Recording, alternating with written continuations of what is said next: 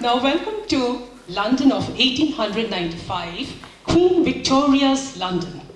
Or I should say Empress Victoria, because England ruled a third of the world during that time. But this is not about her. It's about her people back home in London.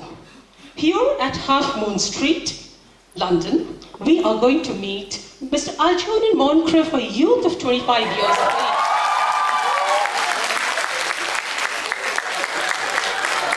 He's of limited means, but recklessly extravagant, charming, but selfish, yet witty. Miss Gwendoline Fairfax, a product of high society. A proverbial Victorian woman, perhaps more than anyone else in the play. And Lady Bracknell, the snob, the dominating aunt of Algernon and Gwendoline's mother. She hopes to get her daughter married into as wealthy and noteworthy a family as that of hers. And Lane is Algernon's manservant. He knows some of his secrets, such as his secret act of bunburying.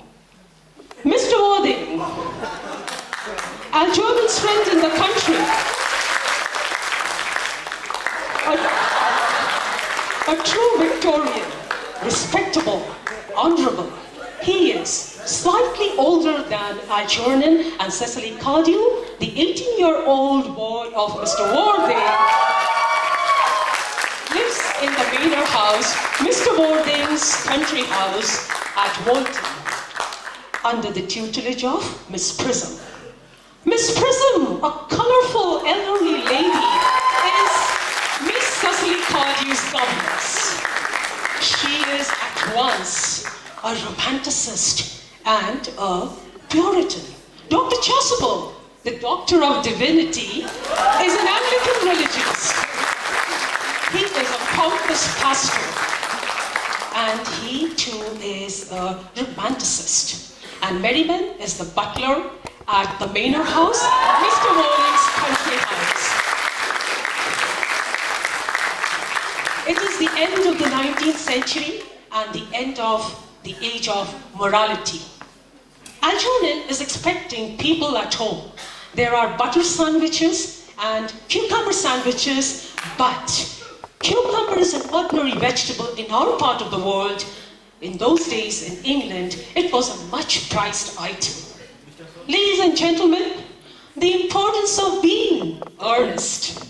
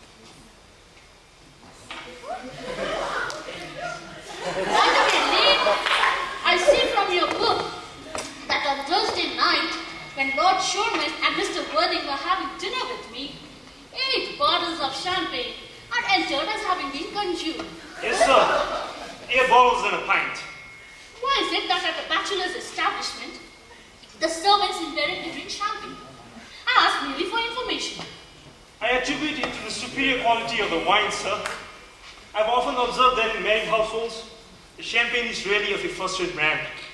Good heavens, Lane! Isn't that it's so demoralizing as that? I believe it's a very pleasant state, sir.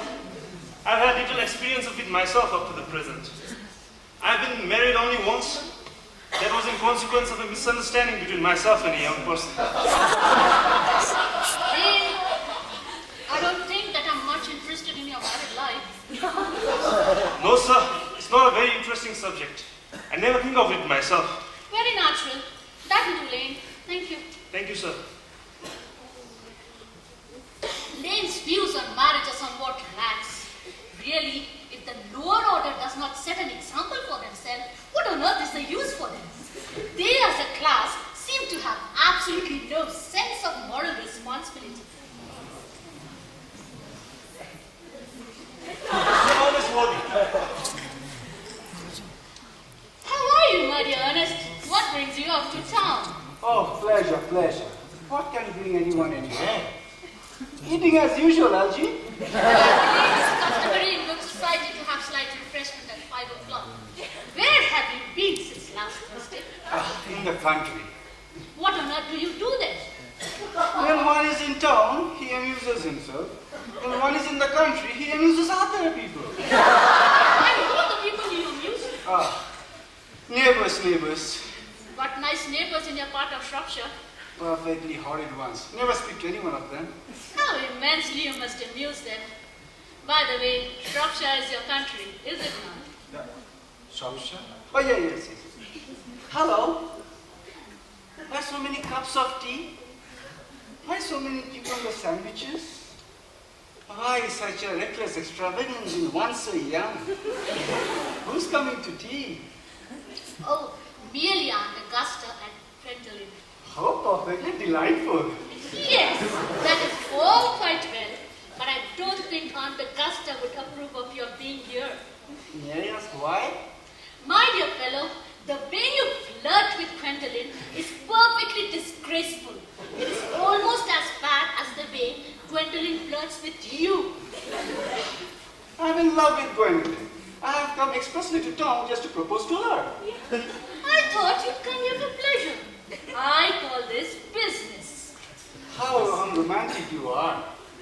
There's nothing romantic in a proposal. It's very romantic to be in love, but there's nothing romantic in a definite proposal. Why, one may get accepted, one usually is, and then the excitement is all over. The very essence of romance is uncertainty. If ever I get married, I'll try to forget the fact. I cannot deny that. The divorce court was specially invented for people whose memory is so curiously constituted. There's no use speculating on that subject. Please do not touch that. Especially for Aunt Augusta. Well, you have been eating those all the time. Yes, that is quite a different matter. She is my aunt. Have some bread and butter. And bread and butter is for Gwendolyn.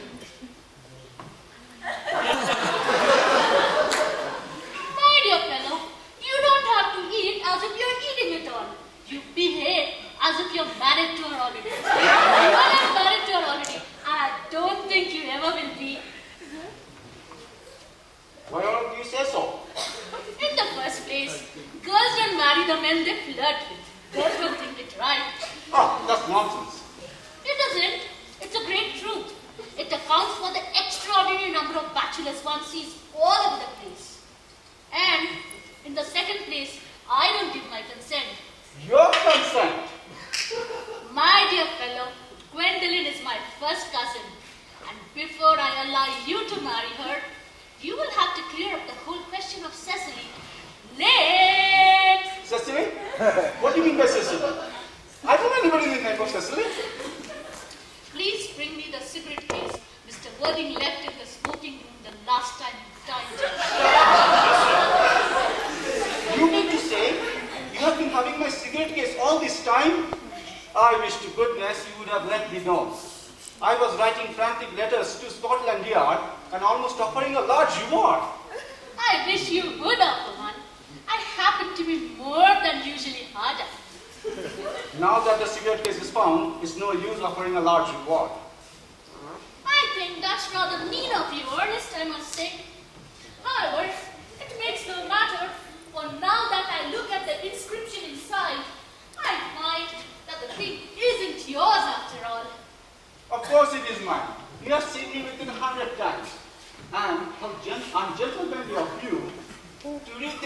entrance of a private cigarette case.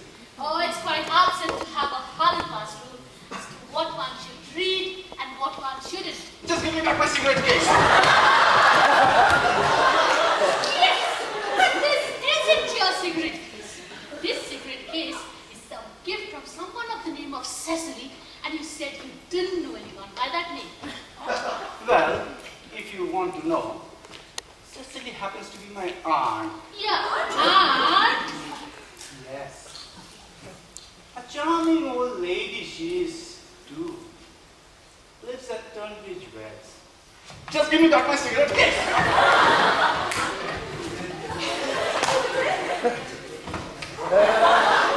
yes, but why does she call herself Little Cecily if she's your aunt and lives at Tunbridge Wells? From Little Cecily, with the fondest love.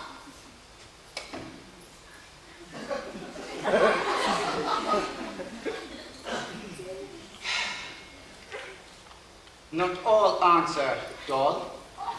Not all aunts are not so tall. It is only an aunt who is allowed to decide for herself. Just give me back my cigarette case.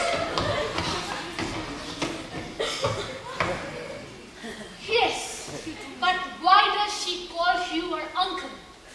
From Little Cecily, with her fondest love to her dear Uncle Jack. There is no objection, I admit, in an aunt being a small aunt.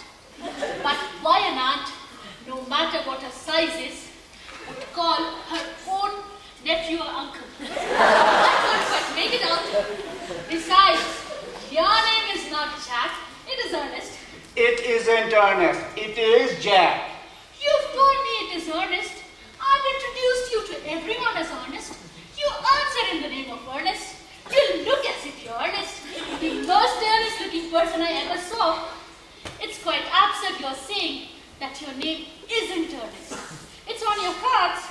Here is one of them. Mr. Ernest Burling, B4, the Albany. I'll keep this as a proof that your name is Ernest. If you ever try to deny it to me, to Gwendolyn, or to anyone else. My name is Ernest in town and Jack in the country. And that cigarette case was given to me in the country. Just give me back my cigarette case. Yes, but that does not account for the fact that your small Aunt Cecily, who lives at Tunbridge Wells, calls you her dear uncle. Come, old boy, you'd much better have the whole thing out at once. You talk like a dentist. It is very vulgar to talk like a dentist when one is not. It gives false impression. Well, that's exactly what dentists always do. Now go on, tell me the truth. I may mention that I have always suspected you of being a confirmed bunburyist, and I'm quite sure of it now. Bunburyist? What on earth do you mean by a bunburyist? Well, I'll explain to you the meaning of that incomparable expression as soon as you're kind enough to tell me why are you Ernest in town and Jack in the country? You better produce the cigarette case first. Here it is. Now produce your explanation and Craig, make it improbable. There's nothing improbable about the explanation. In fact, it's perfectly ordinary. Old Mr. Thomas Cardew, who adopted me when I was a small boy, made me in his will the guardian of his granddaughter, Miss Cecily Cardew. Cecily, who happens to call me uncle with all motives of respect, which you possibly cannot appreciate, lives in my country house under the charge of admirable governess Miss Prism. Where is the place in the country, by the way? That is nothing to you. You're not going to get invited there. I can candidly say it is not in Shropshire. I'd always suspected that, my dear fellow. I had bunburied all over Shropshire on 2 separate occasions. Now go on, tell me the truth. Why are you Ernest in town and Jack in the country? In order to get up to town, I always pretended I have a younger brother in the name of Earnest, who lives in the Albany and gets into serious scrape someday. That, my friend, is the truth, pure and simple. The truth is rarely pure and never simple. What you are is a bunberist. I was quite right in calling you a bunberist. You're one of the most advanced bunberists I ever saw. What on earth do you mean? You have invented a very useful younger brother called Earnest in order that you may be able. Lady Bracknell and Miss Fairfax. Good afternoon, Algernon dear. I hope you are behaving very well. I'm feeling very well, Aunt Augusta. Well, that's not quite the same thing. And now, two things very rarely go together. Dear me, you look smart. I am always smart. Am I not, Mr. Worthy? You're always perfect, Miss Fairfax. Oh, I hope I'm not that. That will leave no room for development, and I intend to develop in many directions. I'm sorry we are a little late, Algernon. Now, I will have a cup of tea and one of those nice cucumber sandwiches you promised me. Certainly, Aunt Augusta. Won't you come and sit here, Gwendolyn? Thanks, Mama. I'm quite comfortable there. Lynn, why are there no cucumber sandwiches? I've ordered them specially. There were no cucumber sandwiches in the market this morning, sir. I went down twice. No cucumbers. No, sir. Not even for ready money. That'll do, Lynn. Thank you. Thank you, sir.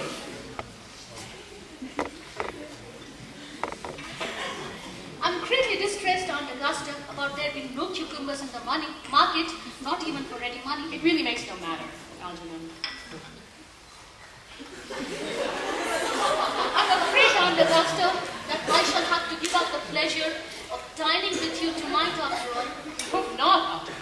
It would put my table completely out. Your uncle would have to dine upstairs. Fortunately, he's accustomed to that. I know it's a great bore and a disappointment to me, but the fact is that I've just received telegram to say that my poor friend Bunbury is very ill again. They seem to think that I should be with him. It is very strange. This Mr. Bunbury seems to suffer from curiously bad health. Yes, poor Bunbury is a dreadful invalid. Well, I must say, Algernon, I think it is high time that this Mr. Bunbury made up his mind whether he was going to live or to die. This shilly-shallying question is absurd. Nor do I in any way approve of the modern sympathy with invalids. I consider it morbid. Illness of any kind is hardly a thing to encourage in others. I would much oblige if you would ask Mr. Bunbury from me to be so kind as to not have a relapse on Saturday, for I rely upon you to arrange my music. It is my last reception. One wants something that will encourage conversation. I will speak to Bunbury if he's still conscious, and I think I can assure you that he'll be all right by Saturday. Of course, music is a great difficulty. You see, when one plays good music, people don't listen, and when one plays bad music, people don't talk. But I'll run out the program that I've drawn up if you kindly come into the next room for a few moments. Thank you, Algernon. It's very thoughtful. I am sure the program will be delightful after a few explanations. French songs I cannot possibly allow. People always think they're improper and either laugh, which is vulgar, or look shocked, which is worse. But German seems to be a thoroughly respectable language, and indeed, I believe it is so. Gwendolyn, you want company? Certainly, Mama.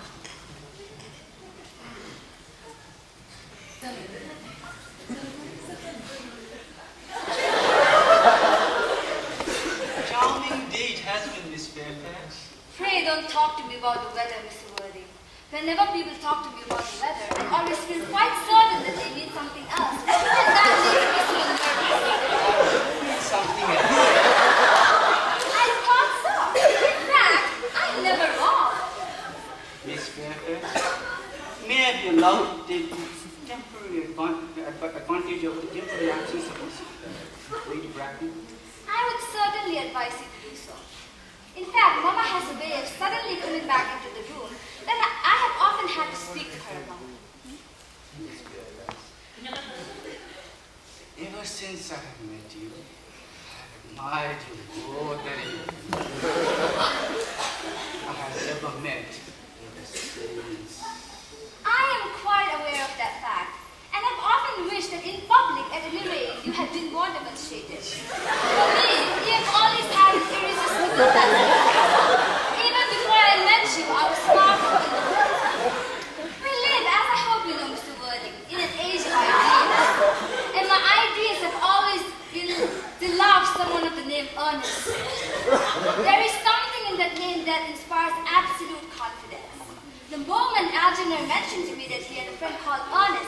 I knew I was destined to love you. You mean to say you love me, Gwendolyn? Passionately. Oh, Gwendolyn, you do not know how happy you have made me. My own Ernest. But if my name wasn't Earnest, you mean to say you couldn't love me? But your name is Ernest. Yes, it is, but suppose my name wasn't Earnest, you mean to say you couldn't love me then? That is purely a metaphysical speculation. And like all metaphysical speculation, it has very little reference to the actual facts in real life as we know them. Personally, darling, I do not care about the name Earnest. I think it doesn't suit me at all. It suits you perfectly. It is a divine name. It has a music of its own. It produces vibrations. But there are much more nicer names. Names, for instance, Jack. Jack! Oh, there's very little music in the name Jack, if any of all indeed. It does not thrill. It absolutely produces low vibrations. The only really safe name is Earnest. Gwendolyn, I must get christened at once. I mean, we must get married at once. There's no time to be lost. Married, Mr. Worthing. Yes, you know I love you. And you led me to believe that you are no way indifferent to me. I adore you, but you haven't proposed to me yet. Nothing has been said at all about marriage. The subject has not even been touched on. May I propose to you now? I think it would be an admirable opportunity. And to spare you of any possible disappointment, Mr. Worthing, let me tell you quite frankly beforehand that I'm fully determined to accept you. Gwendolyn, Yes, Mr. Worthing, what have you got to say to me? you know what I've got to say to you. Yes, but you don't say it. Gwendolyn, will you marry me? Of course I will, darling. How long you have been about it? I'm afraid you have very little experience in how to propose. My own wife, you are the only one I ever loved. Yes, but men often propose to practice. I hope you always look at me just like this, especially when there are other people present.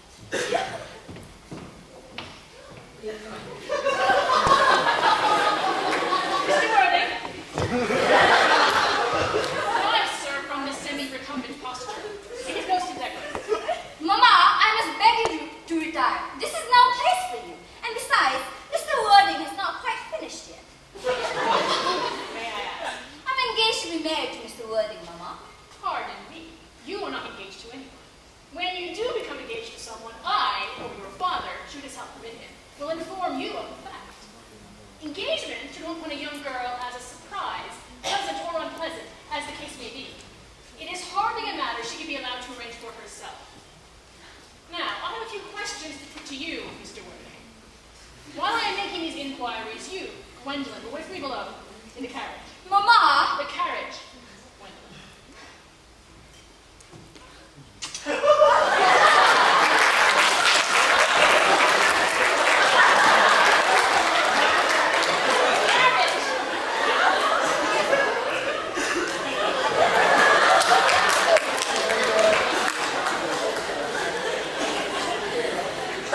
You can have a seat, Mr. Worthing. Thank you, Lady Bracknell. I prefer standing. I feel bound to tell you that you are not down on my list of eligible young men. However, I am prepared to enter your name, should your answers be what a really affectionate mother requires. Do you smoke? Yes, I must admit I do.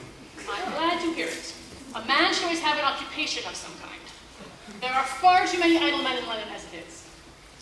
How old are you? 29. A very good age to be married at. I have always been of the opinion that a man who desires to be married should know either everything or nothing. Which do you know? I know nothing, Lady Bracknell. I'm pleased to hear it.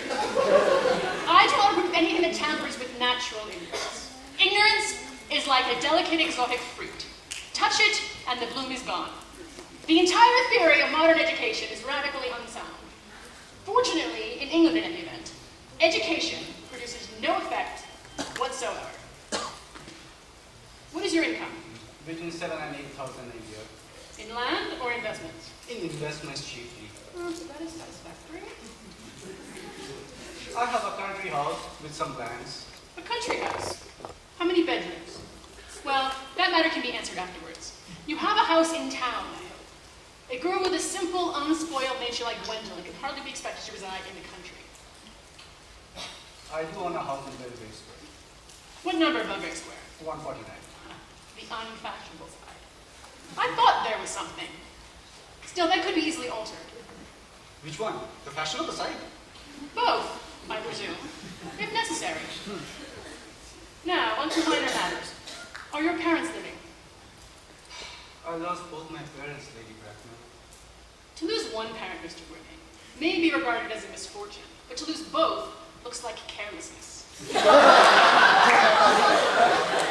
was your father? He was evidently a man of some wealth. I don't know, Lady Bracknell. I was found. Found. Old Mr. Thomas Cardew, who found me, gave me the name Worthing, as he happened to have the first-class ticket to Worthing in his pocket. Worthing is a seaside resort in Sussex. And where did this gentleman with first-class ticket for the seaside resort find you? In a handbag. A handbag. Yes, a big, black, leather handbag with handles attached to it. An ordinary handbag, in fact. And where did Mr. Cardew come across this ordinary handbag? In the cloakroom of Victoria Station. The cloakroom at Yes. Victoria Station. Yes, the Brighton line. The line is immaterial. I confess, Mr. Worthing, I feel somewhat bewildered by what you have told me. To be born, or at any rate bred, in a handbag, whether it had handles or not, seems to me to display a contempt for the ordinary decencies of family life. As for the location in which the handbag was found, the cloakroom at a railway station may serve to conceal a social indiscretion. Has perhaps indeed been used for such purposes before now, but it can hardly be regarded as an assured basis for a recognized position in good society. May I ask you, what would you advise me to do then? I can do anything in the world to ensure Gwendolyn's happiness. I would advise you to try to acquire some relations as soon as possible, and to make a definite attempt to produce at any rate one parent of either sex before the season is quite over. I do not know how possibly I can do that, but I can surely produce the handbag. It is at my home. That should satisfy you, Lady Bracknell. Me? What is it to do with me? You can hardly imagine that Lord Bracknell and I would allow our only daughter, a girl raised with the utmost care, to marry into a cloakroom and form an alliance with a parcel. Good morning. Good morning.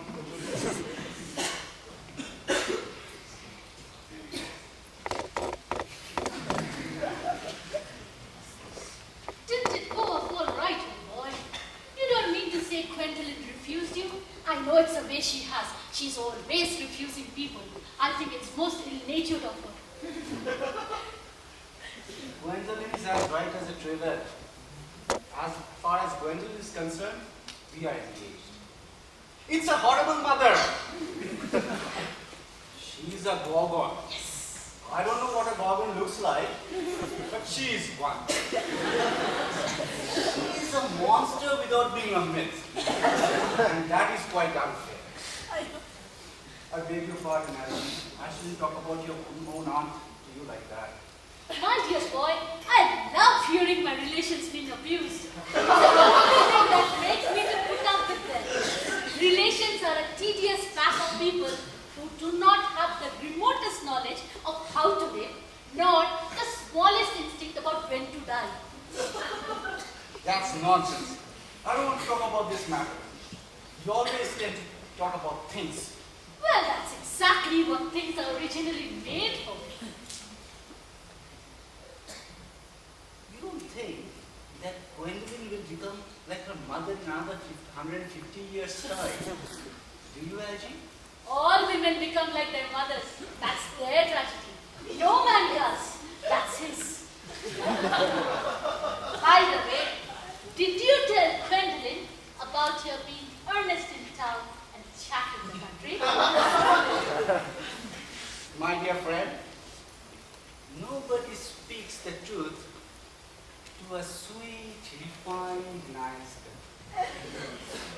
way you have to behave to women. The only way to behave to a woman is to make love to her if she's pretty, or to someone else if she's plain. That's nonsense. What about your brother? What about the profligate Earnest? By the end of this week, I shall have got rid of it. I will say he died in Paris suddenly of apoplexy. Many people die of apoplexy, don't they? Yes, but it's hereditary, my dear fellow. It's a sort of thing that runs in families. I think you'd much better say a severe chill. Are you sure severe chill isn't hereditary or anything else like that? Of course it isn't. Then, my poor brother Earnest, carried off in Paris by a severe chill. That gets rid of him. But I thought you said Miss Cardew was a little too much interested in your poor brother Earnest. Won't she feel this loss a great deal? That's all right. Cecil isn't a silly romantic girl, I am glad to say. Well, I would love to see Cecily. I'll make sure you never do that. She is excessively pretty and only just pretty. Have you told Quentin that you have an excessively pretty boy who's only just 18? Nobody blurts out such things to people. Cecily and Gwendolyn are going to be good friends. And can bet half an hour after they have met, they'll call each other sisters. Women only do that after they've called each other a lot of other things first. That's nonsense. By the way, if we really want to get a good table like this is, we must go and dress. Do you realize that it's nearly 7? Oh, it's always nearly 7. Well, I'm hungry. Then are you not? What shall we do after dinner? Go to a theatre? I know this name. Well, let us go to the club. I hate talking to people. Well, let us trot to the Empire at 10. I hate looking at things, it's silly. Well, what shall we do? Nothing. It's awfully hard work doing nothing. Miss Fairfax, Gwendolyn, upon my word. Algie, kindly turn around. I have something very particular to say to Mr. Wilde. Really, Gwendolyn, I don't think I can allow this at all. Algie, you always adopt a strictly immoral attitude towards life. You're not quite old enough to do that. Honest, we may never be married. From the expression on Mama's face, I fear we never shall. But although she may prevent us from becoming man and wife, and I may marry someone else and marry often, nothing that she can possibly do can alter my eternal devotion to you. Gwendolyn. The story of your romantic origin, as related to me by Mama with unpleasant comments, has naturally stirred the deeper fibers of my nature. Your Christian name has an irresistible fascination. The simplicity of your character makes it Sensible, intellectual girl I ever cared for in my life. What an unnecessary news that, Algie. I'm just a little anxious about poor Bunbury, that's all. If you don't take care, the Mr. Bunbury of yours will get you into some serious scrape someday. Oh, I love scrapes. They're the only things that can never see this. That's nonsense. And you talk nothing other than nonsense. Nobody ever does.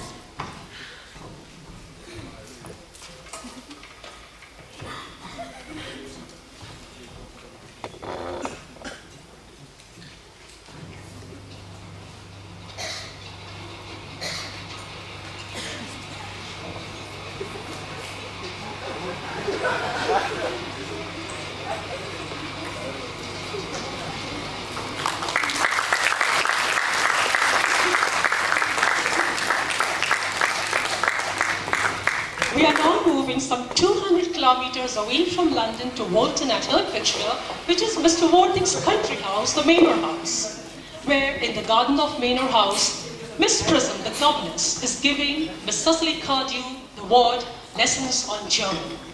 Now, a governess is a teacher and a companion who lives with the ward in the ward's house. And christening is the ceremony where a child gets his Christian name through a church ritual.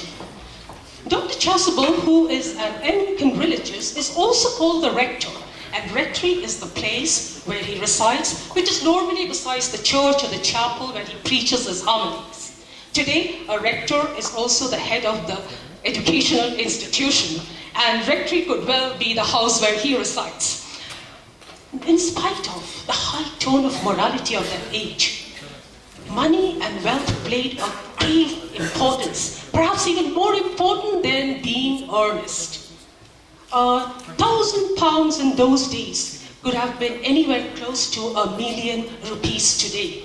The affluent middle class invested their money in funds which were as good as government bonds and gave them a regular and sure income throughout their lives and even after. There were coaches drawn by horses. There was a network of railways all over the country, and reading novels was a fashionable pastime. Producers and publishers insisted on 3-volume novels so that they could make more money out of one novel. Ladies and gentlemen, we've reached the manor house, Mr. Worthing's country house at Woolton in Hertfordshire.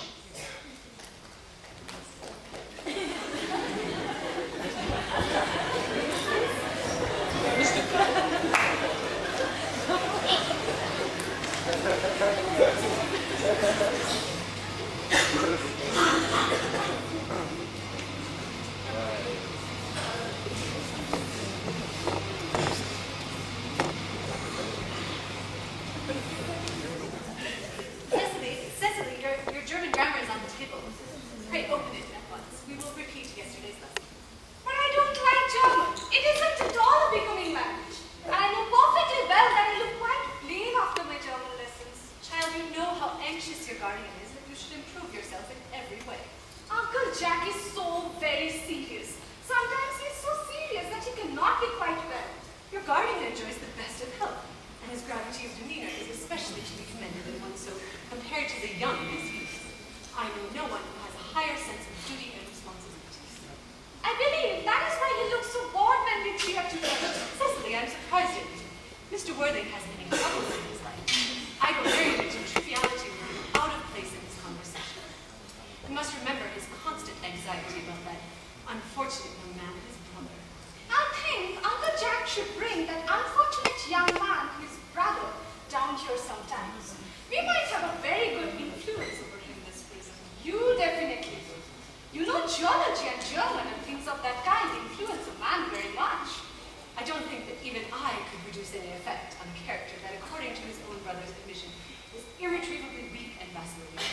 As a man sows, so let him. Cecily, you must put away your diary. I don't see why you should keep a diary at all. I keep a diary in order to maintain all the wonderful secrets of my life. If I couldn't write them down, I should probably forget all about them. Memory, my dear Cecily, is the diary we all carry about with us. Memory is responsible for nearly all the 3-volume novels that Indy sends us. Do not speak slightingly of 3-volume novels, Cecily. I wrote one myself in earlier days. Did you really, Miss Prism? How wonderfully clever you are. And I believe that your novel did not end happily. I don't like novels that end happily. They depress me so much. The good ended happily, the bad unhappily. That is what fiction means.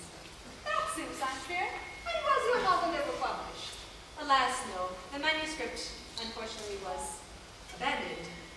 I use the word in the sense of lost or mislaid. To your work, child. These speculations are profitless. But I see dear Dr. Chasuble coming up through the garden. Dr. Chasuble, this is indeed a pleasure. We did not expect you. And how are we this morning, Miss Prism? You are, I trust, well? Miss Prism has just been complaining about a slight headache. I think it would do her much good to take a stroll with you in the park, Mr. Chasuble. Cecily, I have not mentioned anything about a headache. Yes, Miss Prism, but I felt that instinctively. Indeed, I was thinking about that and not my German lesson at the rector gave. Cecily, I hope you are not inattentive. Oh, I'm afraid I am. That is strange. Were I fortunate enough to be Miss Prism's pupil, I would hang upon her lips. I spoke metaphorically. My metaphor was drawn from bees.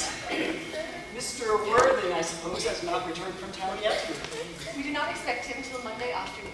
Ah, yes, he usually likes to spend his Sunday in London. He's not one of those whose sole aim is enjoyment, as by all accounts that unfortunate young man, his brother, seems to be. I think, dear doctor, I will have a stroll with you. I find I do have a headache after all, and a walk might do it good. With pleasure, Miss Prism, with pleasure. Perhaps we can go as far as the schools and back. That would be delightful. Cecily, you will read your political economy in my absence. The chapter on the fall of the rupee you may omit. It is somewhat too sensational.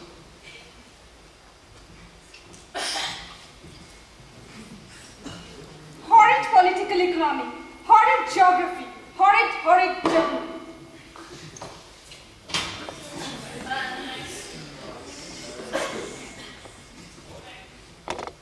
Mr. Earnest has driven from the station. He has brought his luggage with him. Mr. Earnest Worthing, before the Albany West, Uncle Jack's brother. Did you inform him that Mr. Worthing was in town? Yes, miss. He seems very disappointed. I mentioned that you and Miss Prism were in the garden. He said he is anxious to speak to you privately for a moment. We asked Mr. Earnest to come out here. Yes, miss. I have never really met any wicked person before. I'm rather frightened. I'm afraid he'll look just like everyone else. He does! You're my little cousin Cecily, I'm sure. You're under some strange mistake. I'm not little. In fact, I'm more than usually tall for my age. But I am your cousin Cecily. You, I see from your card, are Uncle Jack's brother. My cousin Earnest. My wicked cousin Earnest. I'm not really wicked at all, cousin Cecily. You mustn't think I'm wicked. If you're not, then you must have been deceiving us all in a very inexcusable manner. I've been rather reckless. I'm glad to hear it. In fact, I've been very bad in my own small way. You shouldn't be so proud about that, though I think it must have been very pleasant. It's much pleasanter being here with you. I don't understand why you're here at all. Uncle Jack will be back till Monday afternoon. Ah, that's a great disappointment. I'm obliged to go up by the first train on Monday morning. Still, I think you should wait here till Uncle Jack arrives. I know he would like to talk to you about your emigrating. About my what? Your emigrating? Uncle Jack is sending you to Australia. Australia? I'd sooner die. Yes, he said on Wednesday night at dinner that you would have to choose between this world, the next world, and Australia. Oh, the accounts that I've received of Australia and the next world are not quite encouraging. This world is good enough for me, Cousin Cecily. But are you good enough for it? I'm afraid I'm not that. That's why I want you to reform me. You can make that your mission if you don't mind, Cousin Cecily. I'm afraid I have no time this afternoon. Then, would you mind my reforming myself this afternoon? It's rather quixotic of you, but I think you should try. I feel better already. You're the prettiest girl I ever saw. Miss Prism says that all good looks are a snare. They are a snare that every sensible man would like to be caught in. I don't think I would care to catch a sensible man. I would not know what to talk to him about.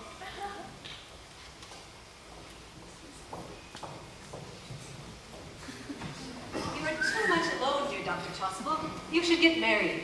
A misanthrope I can understand. A womanthrope. Never. Believe me, I don't deserve so neologistic a phrase. The precept, as well as the practice of the primitive church, was distinctly against matrimony. That is obviously the reason why the primitive church has not lasted up to the present day. And you do not seem to realize, dear doctor, that by persistently remaining single, a man converts himself into a public temptation. Men should be more careful. This very celibacy could lead weaker vessels astray. But is not a man equally attractive when married? No married man is ever attractive except to his wife. And often, I'm told, not even with her. That depends on the intellectual sympathies of the woman. Maturity can always be trusted. Ripeness can be depended on. Young women are green. I spoke horticulturally. My metaphor was drawn from fruits. But where is Cecily? Perhaps she followed us to the schools. Mr. Worthing. Mr. Worthing? This is sooner than I expected. Hope you are well. Mr. Worthing, I hope this garb of woe does not betoken some terrible calamity. My poor brother. More shameful deaths and extravagance. Still living his life of pleasure? Dead. Your brother Ernest? Dead. Quite dead. What a lesson for him. I trust he will profit by it. Mr. Worthing, I offer you my sincere condolence. You have at least the consolation of knowing you are always the kindest and gentlest of brothers. Poor brother Ernest. He had many faults. But it is a sad blow. Sad indeed. Were you with him at the end? No. He died abroad. He died in Paris, in fact. I received a telegram from the manager of the Grand Hotel last night. Oh, was the cause of death mentioned? A severe chill, it seems. As a man sows, so shall he reap. Charity, dear Miss Prism, charity. None of us are perfect. I myself am particularly susceptible to drafts. Will the interment take place here? No, he expressed his desire to be buried in Paris. In Paris? That hardly points to any very serious state of mind for the last. No doubt you'd like me to make some slight allusion to this tragic domestic affliction next Sunday. Dr. Chasuble, I hope you know how to christen, isn't it? I mean, you have been continually christening, all right? It is, I regret to say, one of the rector's most constant duties in this parish. Mr. Worthing, is there any particular infant in whom you are interested? Your brother was unmarried, was he not? Oh, yes. People who live entirely for pleasure usually are. But it is not for any child, Dr. Chasuble. In fact, it is for myself. I would like to get christened this afternoon if you have nothing better to do. But surely, Mr. Worthing, you've been christened already. I don't remember anything about it. Do you have any grave doubts on the subject? I certainly intend to have. At what time would you like the ceremony performed? I would trot around 5, if that would suit you. Perfectly, perfectly. In fact, I have 2 similar services to perform at that time. A case of twins that occurred recently in one of the outlying cottages of your own estate. But there is no fun being christened with other babies. It's childish. Would 5:30 do? Absolutely, absolutely. Now, Mr. Worthing, I won't intrude any longer into a house of sorrow.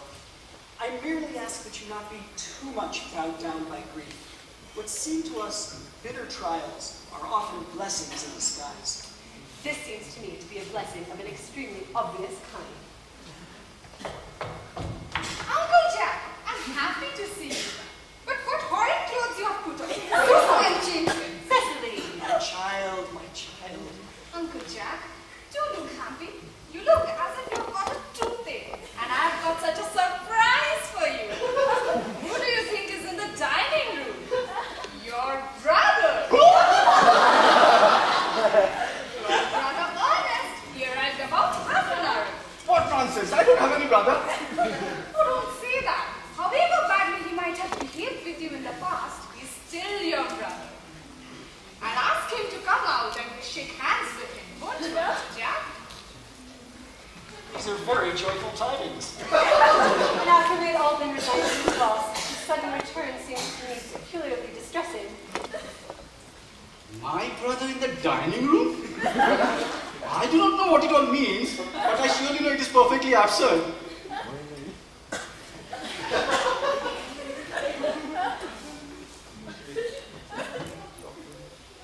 Good heavens! Brother John, I've come down from town to tell you that I'm really sorry for all the troubles that I've caused you, and that I intend to lead a much better life in the future. Uncle Jack, you won't refuse your own brother's hand. Nothing will induce me to take his hands. His coming here is absolutely disgraceful. He perfectly knows why. Uncle Jack, do be nice. There is some good in everyone. Besides, Ernest was just talking to me about his poor invalid friend, Mr. Bunbury. And his terrible state of health. He was also telling me that he goes to visit Mr. Bunbury so often. Oh, so he has been talking about Bunbury, has he? Yes, he has told me all about poor Mr. Bunbury and his terrible and pathetic state of health. I will not allow any bundling of his ear. It is enough to drive anyone frantic. Of course, I must admit that all the faults are on my side. But I think Brother John's coldness towards me is peculiarly painful. I expected a more enthusiastic welcome, considering the fact it's the first time that I've come here. Uncle Jack, if you don't shake hands with Earnest, I'll never forgive you. Never forgive me? Never, never, never. All right. This is the last time I ever shall do it. It's pleasant, isn't it, to see so perfect a reconciliation. Perhaps we should leave the two brothers together. Cecily, you'll come with us. Yes, Miss Prism, my little task of reconciliation is over. We must not be premature in our judgment.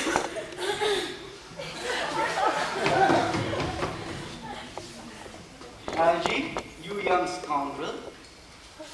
Leave this place as soon as possible. I do not allow any bunburying here. I have put Mr. Earnest's thing in the room next to your own. I suppose that's all right. What? Mr. Earnest's luggage. I have unpacked it and put it in the room next to yours. His luggage? I'm afraid I won't be able to stay for more than a week this time. Merriman, order the dog cart at once. Mr. Earnest has been called back to town suddenly. Yes, sir. What a fearful liar you are, Jack. I haven't been called back to town. Yes, you have been. I haven't heard anyone call me. Your duty as a gentleman calls you. My duty as a gentleman has never interfered with my pleasures to the smallest degree. Oh, I can quite understand that. Well, Cecily's your darling. You are not to talk of Miss Cardew like that. I don't like it. Well, I don't like your clothes. You look perfectly ridiculous. Why, Anna, don't you go and change? It's perfectly childish to be in deep mourning for a man who's staying with you in your house for a whole week as a guest. You are not. I'm afraid so. It's a very painful parting. It's always painful to part from someone whom one has known for a brief space of time. Thank you. The dog is waiting, sir. It can wait, Merriman, for 5 minutes. Yes, sir. Cecily, I hope I shall not offend you if I can state quite frankly and openly that you seem to me in every possible way the visible personification of absolute perfection. I think your frankness does you great credit. If you will allow me, I'll copy your remarks into my diary. Do you really keep a diary? I'll give anything to have a look at it. May I? Oh no! This is simply a young girl's records of her thoughts and impressions consequently meant for publication. When it appears in volume form, I hope you'll order a copy. But pray don't stop, Earnest. I delight in taking down from dictation. I've reached absolute perfection in it. You can go on. I'm quite ready for me. Cecily, Oh, don't cough, Earnest. When one is dictating, one should speak fluently and not cough. Besides, I don't know how to spell a cough. Cecily, ever since I met you, I have dared to love you wildly, passionately, devotedly, hopelessly. I don't think you should tell me that you love me wildly, passionately, devotedly, hopelessly. Hopelessly doesn't seem to make much sense, does it? Cecily, The dog is waiting, sir. tell it to come around next week at the same hour.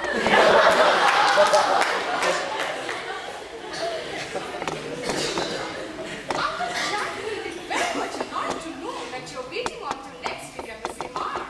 Oh, I don't care about Jack. I don't care about anybody in the world except you. I love you, Cecily. You'll marry me, won't you? You silly boy! Why? You've been engaged for the last 3 months. For the last 3 months. Yes, it will be exactly 3 months on this Thursday. But how did we become engaged? Well, ever since Uncle Jack first confessed that he had a really bad and wicked brother, you of course have formed the chief topic of conversation between myself and Miss Prism. And a person who is always talked about is quite attractive. I'd rather say honest, it was very foolish. If my name was Algie, couldn't you love me? I might respect you, I might admire your character, but I'm sorry to say, it will not be possible to give you my undivided attention. Cecily, I hope your rector here is practiced in all the rites and rituals of the church. Dear Dr. Chasuble is a most learned man. Oh, I must meet him on a most important christening. I mean, on a most important business. Oh. I shall be back in half an hour. Couldn't you make it 20 minutes? I'll be back in no time. What an impetuous boy he is. I must enter his proposal in my diary.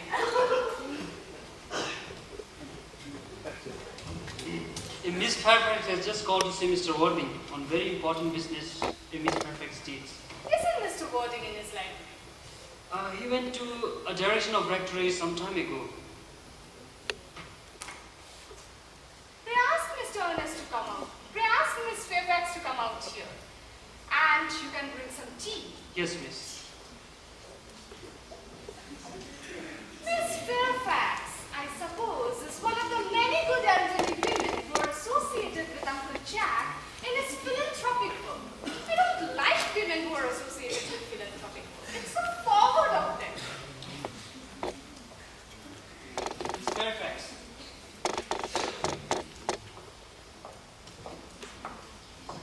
Pray let me introduce myself to you. My name is Cecily Cardew. Cecily Cardew, what a very sweet name.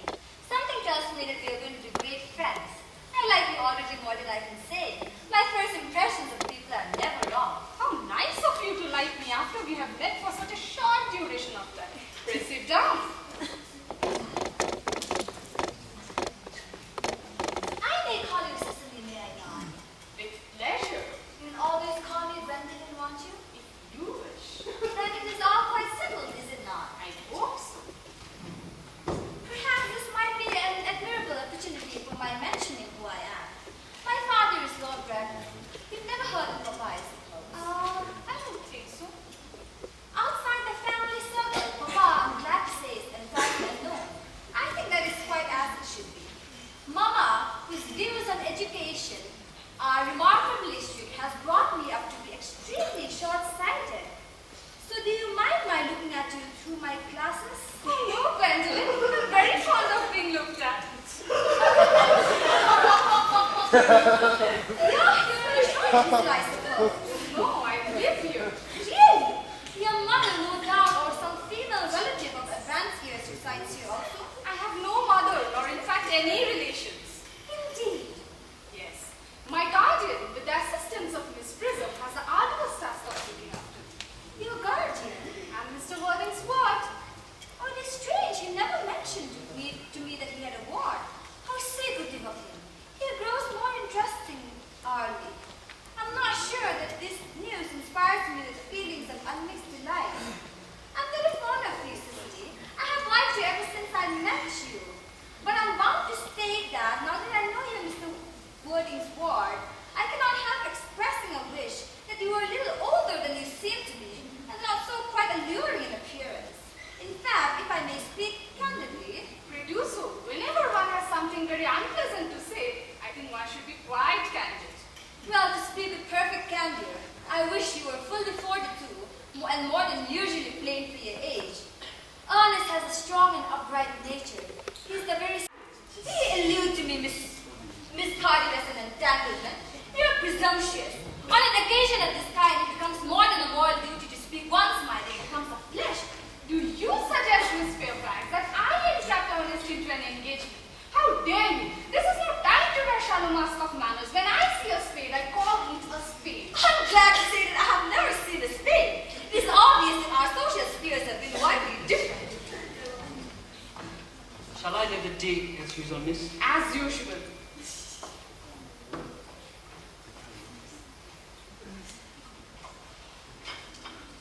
Are there many interesting walks in the vicinity, Miss Cardew?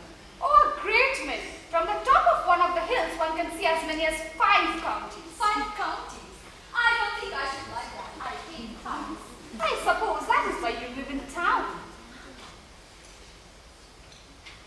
Quite a well-kept garden, this is Miss Cardew. I'm so glad you like it, Miss Fairfax. I didn't know there were any flowers in the country. Oh, flowers are as common here as people are in London. Perhaps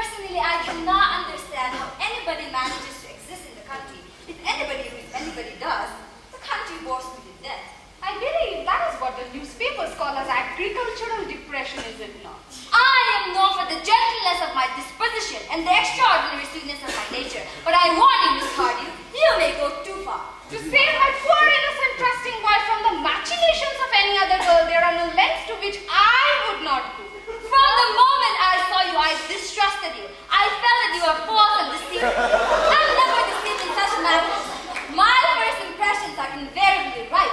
Gentlemen, I'm sorry if I'm trespassing in your valuable time. No doubt you have many other calls of similar character to make in the neighborhood. Ernest, my own Ernest. A moment.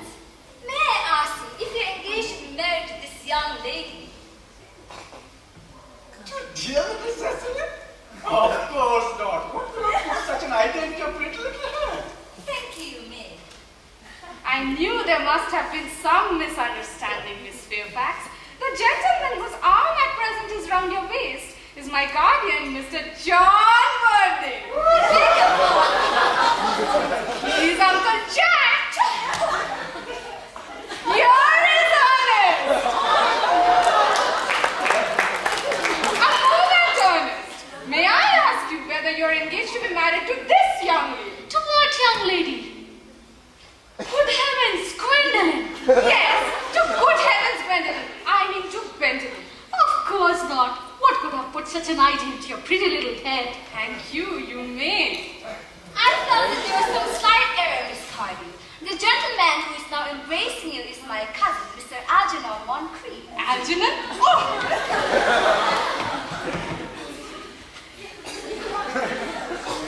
Are you called Algernon? Oh, I cannot deny it. Is your name John? I could deny if I like.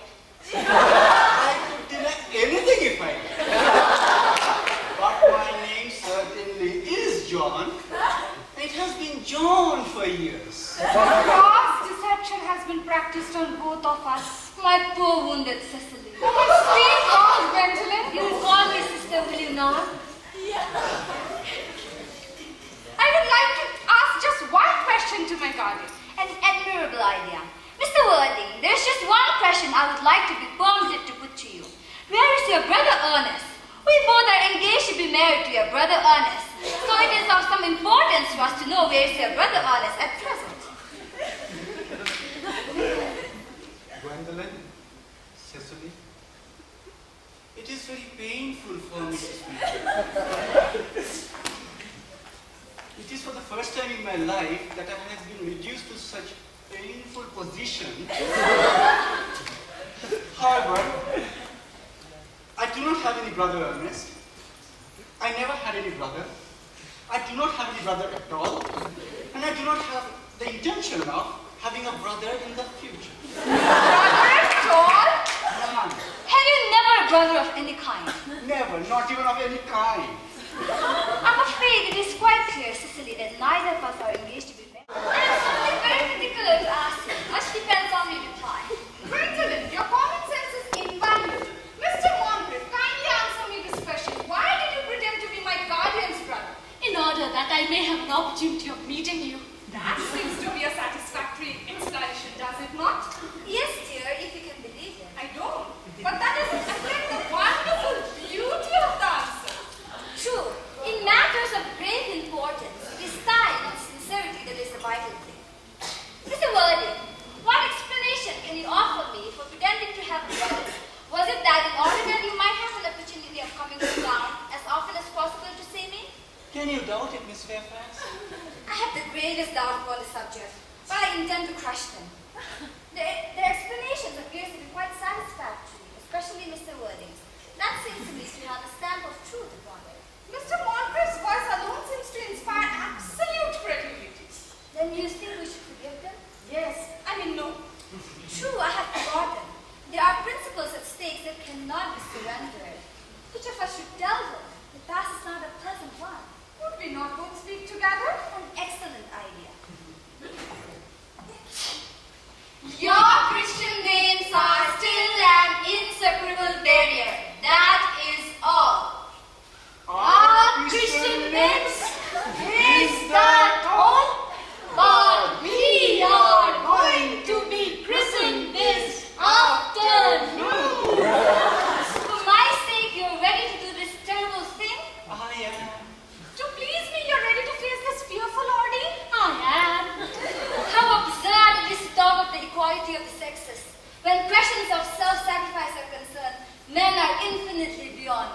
God! Darling, Gwenda! Cecily.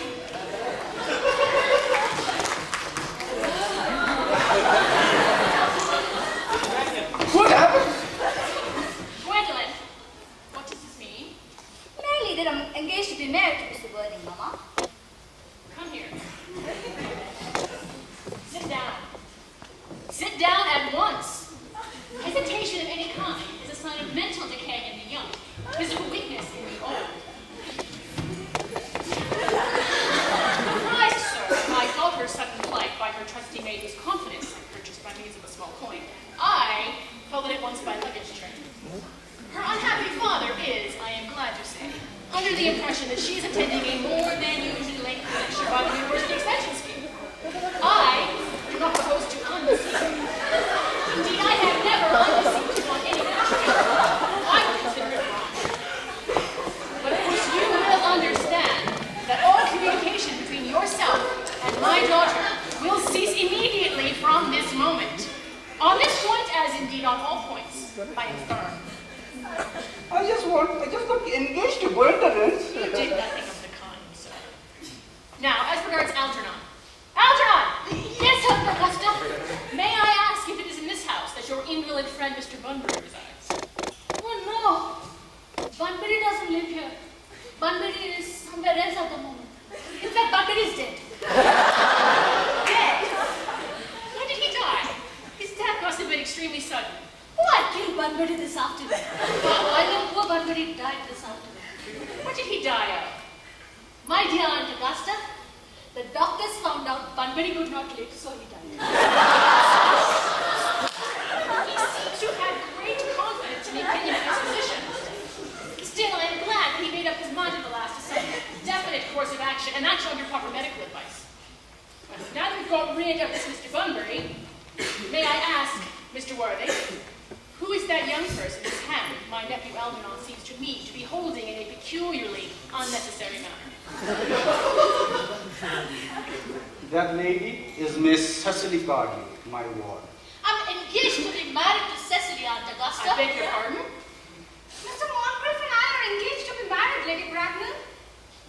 I do not know if there is something peculiarly exciting about the air in this particular part of Herefordshire, but the number of engagements that go on seems to me to be considerably above the proper average that statistics have laid down for our guidance. I believe a few preliminary inquiries would not be out of place. Mr. Worthing, is Miss Cardew at all connected with any of the larger railway stations in London? I merely desire information.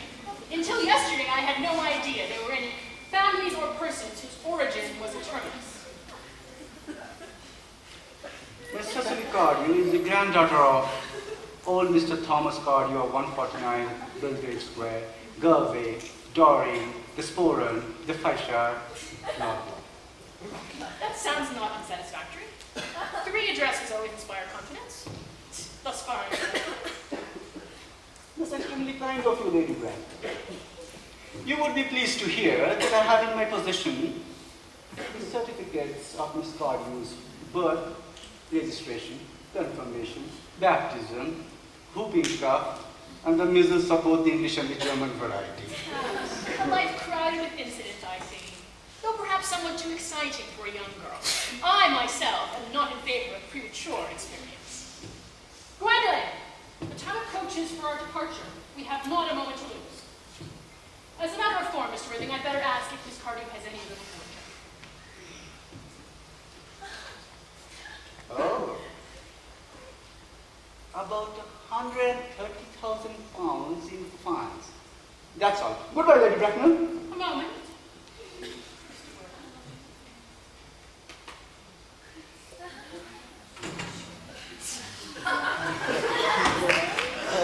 130,000 pounds in the fund. Well, Miss Cardew seems a very attractive young lady, now that I look at her. Few girls in the present day have any really solid qualities that will last and improve with time. We live, I regret to say, at an age of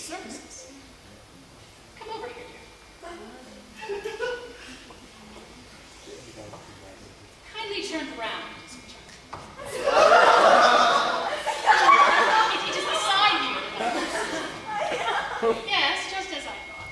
There are distinct social possibilities. Algernon!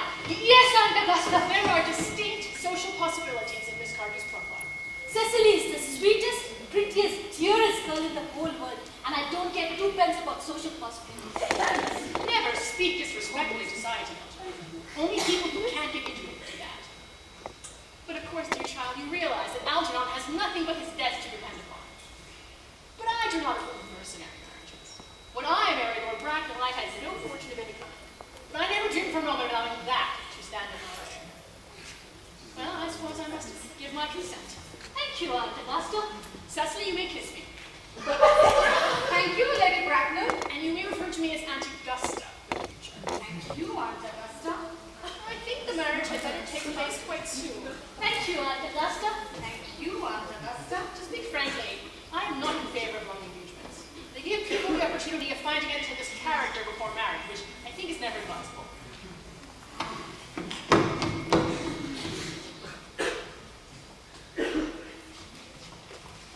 Beg your pardon, Lady Bracknell. I do not approve of this engagement.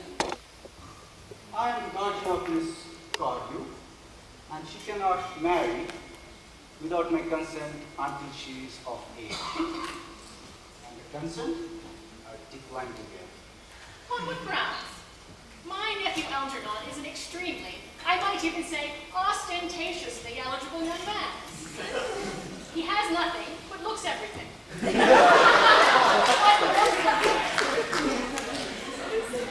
To speak frankly to you, Lady Bracknell, I have all the greatest doubts about the moral character of your nephew. I suspect him of being untruthful. Untruthful. My nephew Algernon. Impossible. He is an Oxonian. During my temporary absence from my home, he took admission in my home in the pretext of being my brother. He stated that he devoured every single muffin, and what makes his conduct more heartless is that he knew from the first I never had a brother, I do not have a brother, and I do not intend to have a brother of any kind in the future. And I told him so myself yesterday afternoon. Mr. Boyden, after careful consideration, I have decided entirely to overlook my nephew's conduct to you. That's extremely generous of you, Lady Bracknell, but my decision is unalterable. I decline to give my consent. Come over here. How old are you? Well, I'm only really 18, but I admit to be 20 when I go to evening parties. You are perfectly right in making some slight alterations. No woman should be quite candid about her age. It looks so calculating. 18, but admitted to 20 evening parties. And it will not be long before you are of age and free from the restraints of tutelage. So I don't think your guardian's consent is, after all, a matter of any importance. Pray excuse me, Lady Bracknell. It would be fair to tell you that as per the terms of the will of her grandfather, Miss Cardew does not legally come of age until she is 35. That does not seem to me to be a very great objection. 30.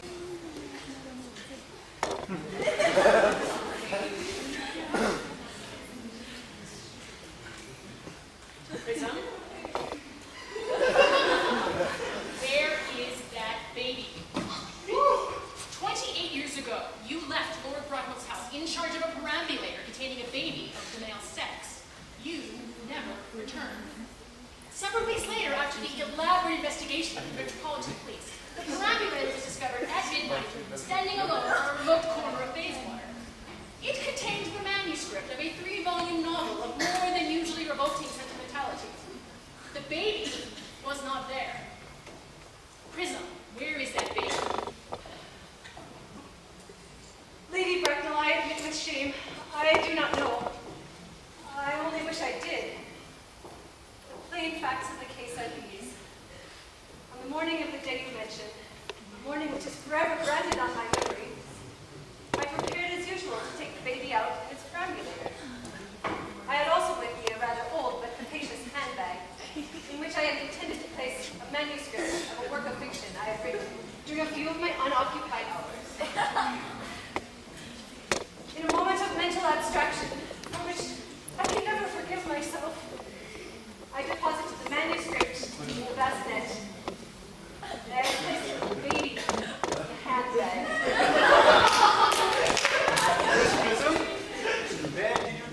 handbag. Do not ask me, Mr. Worthing. Miss Prism, this is a matter of no small importance to me. I insist on knowing where did you deposit the handbag that contained the infant? I left it in one of the cloakrooms, one of the larger buildings. Which railway station? Victoria, the Brighton line. I must return to my room. Gwendolyn, wait for me here. If you're not too long, I can wait for you here all my life.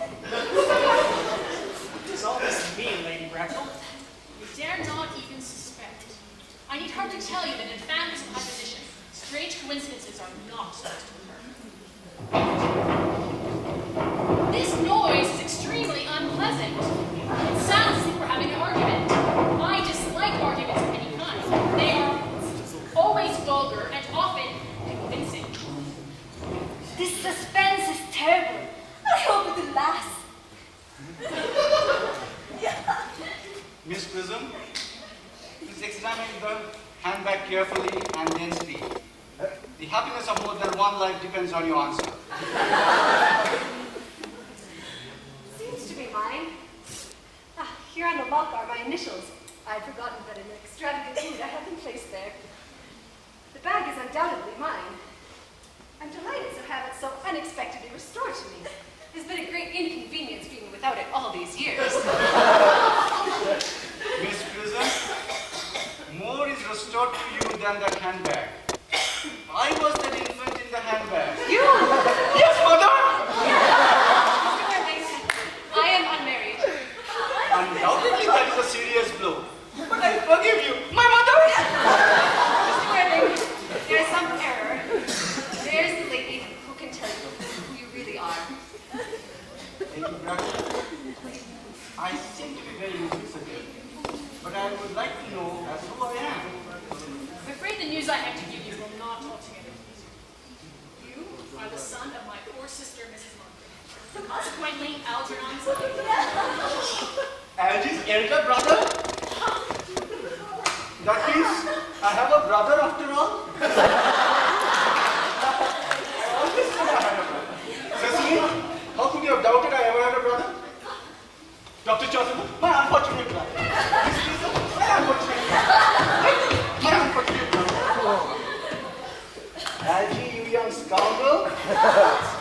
You never treated me like a brother before. You should do that from now on in the future. Well, not until today, old boy, I must admit. I did my best, though I was out of practice. My own one. But what own are you? What is your Christian name now that you have become someone else? Oh, I actually forgot about that point. Your decision about my name is irrevocable, I suppose. I never change, except in my affection. What a noble nature you have, Gwendolyn. Aunt Augusta, would you be kind enough to say whether when Miss Prism deposited the handbag with me inside it, was I christened? every luxury that money could buy, including christening, had been lavished upon you by your fond and loving parents. Then I was christened. That is said. What was the name given to me? Please let me know the worst. As the eldest son, you were naturally christened after your father. Yes, but what was my father's Christian name? You know, I cannot at the present moment recall what the general's Christian name was. I have no doubt he had one. He was eccentric, I admit, but that was in later years, and resulted in the Indian climate, and marriage, and indigestion, and other things of that kind. Algy, can't you remember our father's Christian name? My dear boy, we were never even on speaking terms. He died before I was a year old. His name should be in the army's list of the period, I suppose, Aunt Augusta? The general was essentially a man of peace, except in his domestic life. But I have no doubt that his name would appear in any military directory. The army's list of the last 40 years is here. This record should have been my constant study.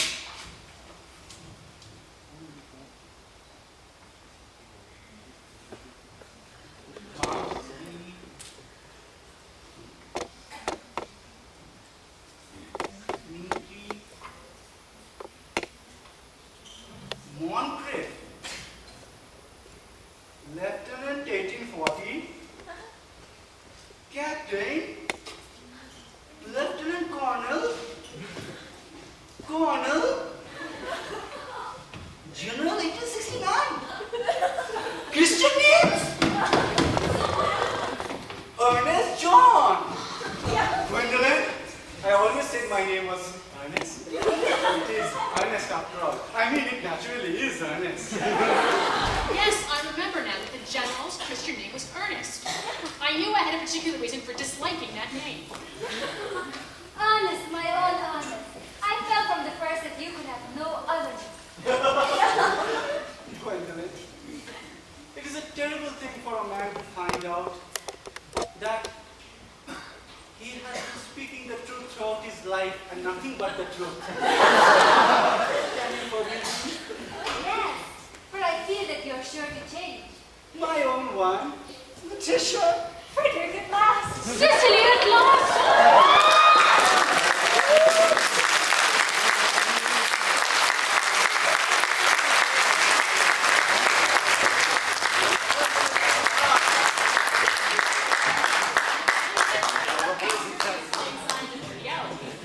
On the contrary, I have realized for the first time in my life the vital importance of being earnest.